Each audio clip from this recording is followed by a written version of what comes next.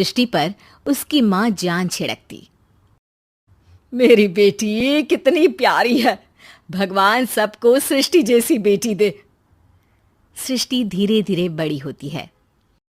एक दिन सृष्टि की सहेली कहती है, तू दिखने में कितनी अजीब सी है, लेकिन मैं जानती हूँ हम सब में सबसे अच्छी शादी तो तेरी ही होगी। तेरे पापा अमीर जो हैं।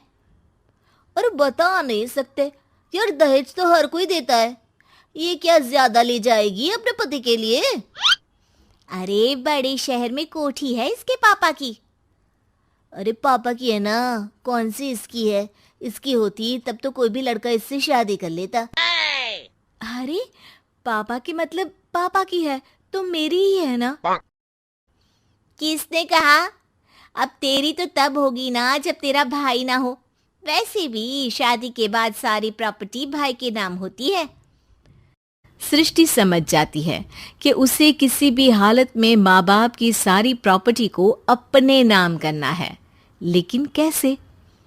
एक दिन सृष्टि का भाई शीनू कहता है, बहन क्या कर रही है?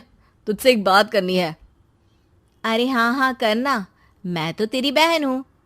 बहन मेरी लाइफ में ना एक लड़की है, बहुत अच्छी है। मैं सोच रहा हूँ माँ और पापा से बात करूँ शादी के लिए। सृष्टि को समझ में आ जाता है कि भाई की शादी होते ही भाभी उसे एक दिन भी घर में बर्दाश्त नहीं करेगी। क्या बात है भाई, बताना कौन है वो? यार वो बहुत अच्छी लड़की है, पढ़ी लिखी है, मेरे साथ जॉब भी करती है। बस एक प्रॉब्लम है। हाँ प्रॉब्लम? क्या प्रॉब्लम है भाई?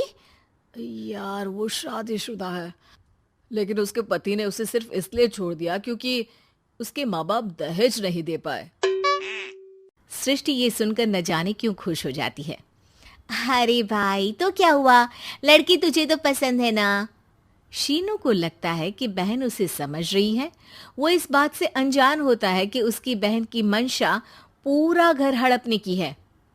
सृष्टि अपनी माँ से कहती है, मम्मी मुझे तो बहुत चिंता है, पता है शीनू क्या कर रहा है? अरे क्या कर रहा है, वो तो काम पर जाता है और वापस घर आता है। नहीं ना माँ, वो यही तो नहीं कर रहा, बाकी सब कर रहा है। आपको पता है उससे प्यार है, और वो भी एक शादीशुदा लड़की से। ये क्या हो गया? मैं सोसाइटी में क्या मुंह दिखाऊंगी? अरे तेरे पापा तो यही कहेंगे कि मैंने ही उसे बिगाड़ दिया है। माँ देखो, मेरी बात मानो, पापा पर भी विश्वास करने की जरूरत नहीं है। अब आप ही बताओ, पापा इतनी देर घर के बाहर रहते हैं क्यों, बोलो?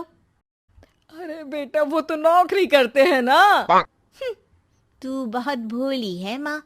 पापा का ऑफिस तो 7 बजे खत्म हो जाता है, लेकिन देखो कितनी देर से आते हैं। अरे नहीं नहीं बेटा, ऐसी कोई बात नहीं है।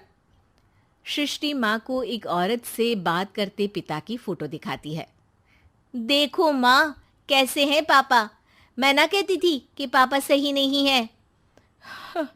मैं तेरे पापा से बात करूंगी, दे फोटो मुझे। ओ माँ, वो तो डिलीट हो गई। लेकिन चल, तूने तो देख लिया ना, पापा से बाद में बात कर लेना। और हाँ, मेरा नाम बिल्कुल मत लेना। हाँ माँ। अब क्या था, सृष्टि के माँ और पिता के बीच झगड़ा होना शुरू हो जाता है। सृष्टि के मन में क्या चल रहा था कोई नहीं जानता था। एक दिन, माँ सृष्टि के लिए एक लड़का देखा है, वो लोग शाम को उसे देखने आने वाले हैं। और हाँ माँ, एक खुशखबरी, मैं और पापा मिलकर एक नया बिजनेस ट्राई कर रहे हैं। शाम को लड़का आता है, सांवले रंग का। सृष्टि को तो बिल्कुल भी पसंद नहीं आता। लड़की की माँ कहती है, लड़की का चेहरा तो कोई खास नहीं, लेकिन अगर मेरे बेटे को आप लोग सेटल कर दें तो मैं उसकी शादी आपकी बेटी से करवा दूं। सृष्टि को लड़का बिल्कुल पसंद नहीं था। उसे भाई पर गुस्सा आ जाता है। लड़के वालों के जाने के बाद कहती है, माँ देखा, शीनू मेरे लिए कैसा लड़का लेकर आया, न दिखाने लायक न सुनने लायक, सेटल भी नहीं, वो भी हम करे।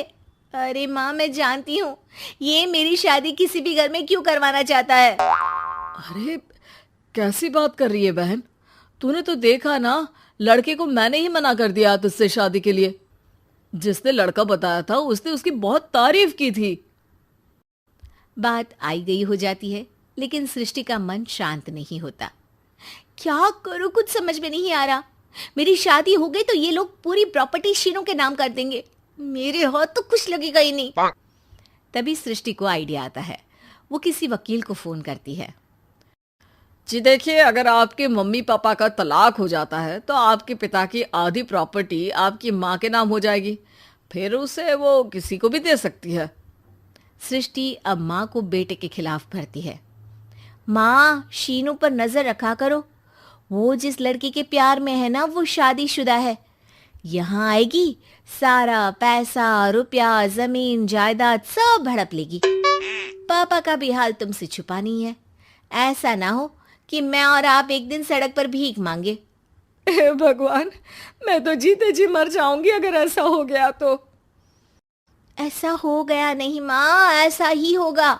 अभी समय है, आगे का सोच लो।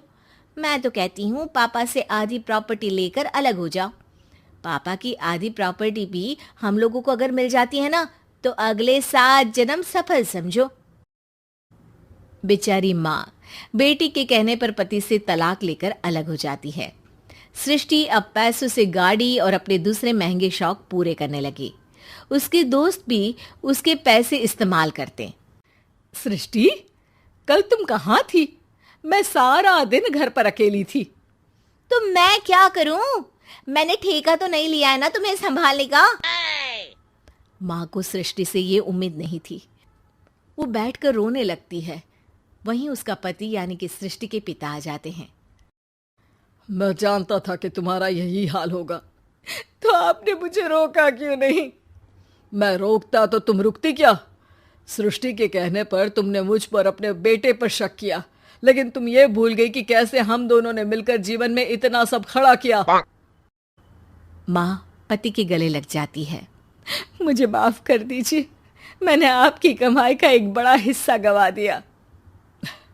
कोई बात नहीं, तुम साथ हो तो मैं ऐसी 7 प्रॉपर्टी खड़ी कर दूंगा। तभी वहां सृष्टि आ जाती है रोते हुए। माँ, मयंक ने मुझे छोड़ दिया। वो बोल रहा था जब तक मेरे पास पैसे थे तब तक ही वो मेरे साथ था।